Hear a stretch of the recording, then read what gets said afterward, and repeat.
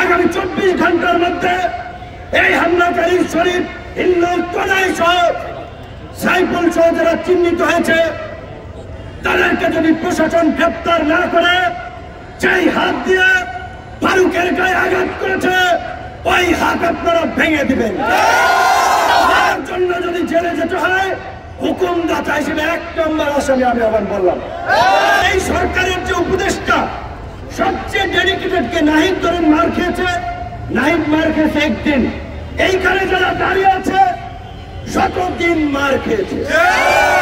5 বছর পরে ডাকসুর ভিপি হয়েও ক্যাম্পাসে যে কয়বার মার খেয়েছি, অনেক উপদেষ্টা আওয়ামী লীগের বিরুদ্ধে ওই কয়েকদিন বক্তব্য দেন নাই।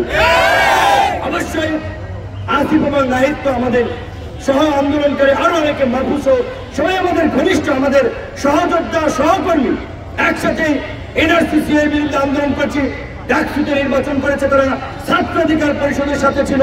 আমি যা শুধু বললাম এই কারণে যে এখানে কয়েকজন এই আন্দোলনের যারা ফ্রন্ট পেজে ছিল তাদের ডেডিকেশন আছে, ত্যাগ আছে, আর কিছু হচ্ছে মৌসুমী নেতা, শুধুমাত্র 10-12 দিনের মিডিয়া কভারেজে এখন বিশাল নেতা হয়ে গেছে।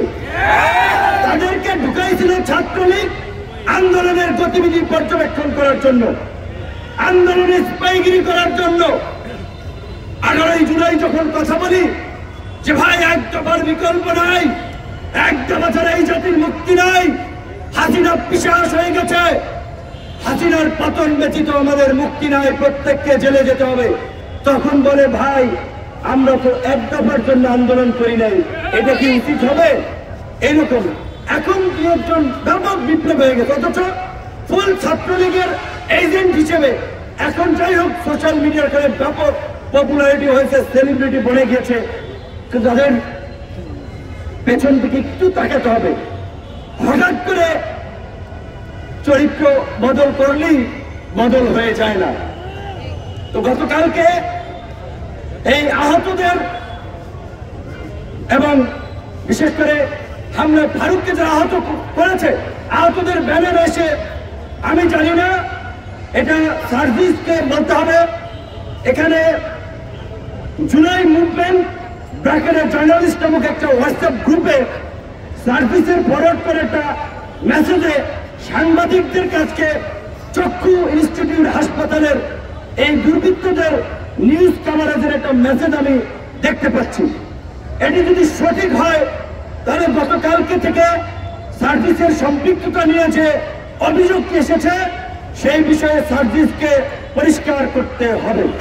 আহতদের চিকিৎসার জন্য ক্ষতিপূরণ দেওয়ার জন্য জুলাই ফাউন্ডেশন গঠন করেছে, সেটার তিনি দায়িত্বে আছেন, তাহলে তার সাথে একটা সম্পৃক্ততা স্বাভাবিকভাবে আছে। এখন এই হামলায় আছে কিনা সেইটা আমরা জানি না। আমি পরিষ্কারভাবে আমাদের নেতা কর্মীদেরকে বলে দিতে চাই, ধৈর্যের সীমা ছাড়িয়ে গেছে, সহ্যের বাঁধ ভেঙে গেছে।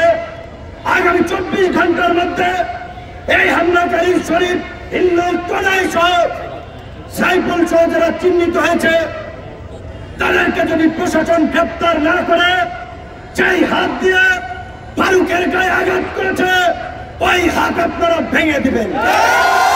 তার জন্য যদি জেলে যেতে হয়, হুকুমদাতা হিসেবে 1 নম্বর আসামি আমি আবার বললাম। কিন্তু এখন যদি আমাদের রক্তে ভেজা বাংলাদেশে এই অধিকার পরিষদের নেতা কর্মীরা গত 7-8 বছর ধারাবাহিকভাবে যে লড়াই সংগ্রাম করেছে, রক্ত দিয়েছে, এই রক্তই আজকে বিপ্লবের প্রেক্ষাপট তৈরি করেছে। আমরা উপদেষ্টা হই নাই, সরকারে যাওয়ার জন্য আকুপাকু করি নাই, আমরা রাজনীতি করে নির্বাচিত জনপ্রতিনিধি হতে চাই।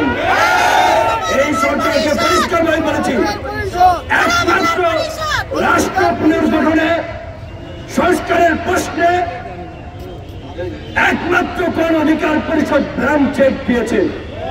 আপনাদের যতদিন লাগে ক্ষমতায় থাকেন, আল্লাহর হস্তে এই যে আমাদের মধ্যে জুলাই বিপ্লবকে কেন্দ্র করেছে জাতীয় ঐক্য এবং সংহতি তৈরি হয়েছে, সেটার দিকে নজর দিয়ে সকলের মতামত নিয়ে রাষ্ট্র সংস্কার করুন। সরকারের বিরুদ্ধে বক্তব্য দিয়েছে নাকি, তাই ওই টোকাই নাকি খেপে গিয়েছে। প্রথমত হচ্ছে ওই ছোকরা ছেলে, বোঝাই যাচ্ছে ধান্দাবাজি করার জন্য এর সাথে ছবি ওর সাথে ছবি, কাজী ও কোনো গুরুত্বপূর্ণ ব্যক্তি না, সরকারের এর সাথে কোনো সম্পৃক্ততা আছে বলে আমি মনে করি না। কিন্তু আন্দোলনকারীদেরও সার্ভিসের নাম এসেছে, আমি বিশ্বাস করতে চাই না যে আমাদের ছোট ভাইরা এইভাবে বা সার্ভিসের বাড়ি উত্তরবঙ্গে, ফারুকের বাড়ি উত্তরবঙ্গে তার উপরে হামলা করাতে সে সমর্থন দেবে, এটা আমার মনে হয় না। কিন্তু ঘটনাটি খুব রহস্যজনক। এই ঘটনার পেছনে দেশি বিদেশি কোনো ষড়যন্ত্র আছে কিনা সেটিও খতিয়ে দেখতে হবে। কারণ বিপ্লবের পরে প্রতি বিপ্লবের জন্য পলিটিক্যাল কিলিং হয়, রাজনৈতিক হত্যাকাণ্ড ঘটে। এই বিপ্লব এবং আন্দোলনে আমাদের কি রোল, আমরা কি করেছি সেটা আমাদের নিজেদের বলতে হবে না, দেশের মানুষ জানে। তাই আমাদের জেএমপি কমিশনের সাথে গতকালকে কথা হয়েছে, উপদেষ্টা সকলকে বলবো আগামী 24 ঘন্টার মধ্যে আমরা অ্যাকশন দেখতে চাই, অন্যথায় আপনাদের উপরে কিন্তু আমরা আস্থা রাখবো না। আইন নিজের হাতে তুলে নিয়েই এই শহীদ মিনারের বিচার করবো। ওরা নাকি ক্ষমা চেয়েছে, এইভাবে সিনেমা স্টাইলে মেরে ক্ষমা চাইলে ক্ষমা হবে না, হবে না। আমরা তো হাতেম তাই না। শেখ হাসিনা 2000 হত্যাকাণ্ড ঘটিয়ে শেখ হাসিনা ক্ষমা চাইলে কি তাকে ক্ষমা করব? আওয়ামী লীগের ক্ষমা আছে? হাজি যারা আবার নতুন ফ্যাসিস্ট হয়ে উঠতে চায়, দুর্বৃত্ত হয়ে উঠতে চায়, ওদেরকে উপযুক্ত শিক্ষা দেওয়া ছাড়া কোনো ক্ষমা নাই। গতকালকে আমাদের টাঙ্গাইল ভুয়াপুরের এক ছাত্র নেতার উপরে হামলা হয়েছে। দেশের বিভিন্ন স্থানে আমাদের নেতা কর্মীরা মাদক, চাঁদাবাজি, লুটপাটের বিরুদ্ধে প্রতিবাদ করায় অনেক জায়গায় তাদেরকেও বাধা দেওয়া হচ্ছে। গতকাল গাজীপুরের শ্রীপুরে বন অধিকারের অফিসরা কি কুপিয়েছে।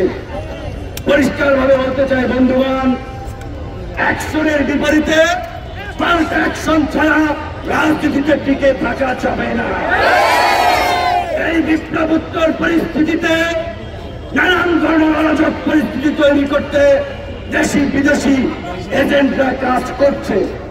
ছাত্র তরুণ আন্দোলনকারীদেরকে মুখোমুখি করিয়ে দিচ্ছে, কিন্তু তরুণদের নেতৃত্ব দানকারী সংগঠন হিসেবে, আন্দোলনের তরুণদের অগ্রজ হিসেবে আপনাদেরকে সুসংগঠিত ভাবে প্রতিরোধ বাহিনী গড়ে তুলতে হবে। অ্যাকশন হবে, সাথে সাথেই পাল্টা অ্যাকশন। আমি ক্ষুব্ধ হয়েছি, গতকাল করে হামলা করার পরে এই শহীদ মিনার থেকে পার পেল কিভাবে? আপনাদের উচিত ছিল পিটাই আনিয়া থানায় দেওয়া।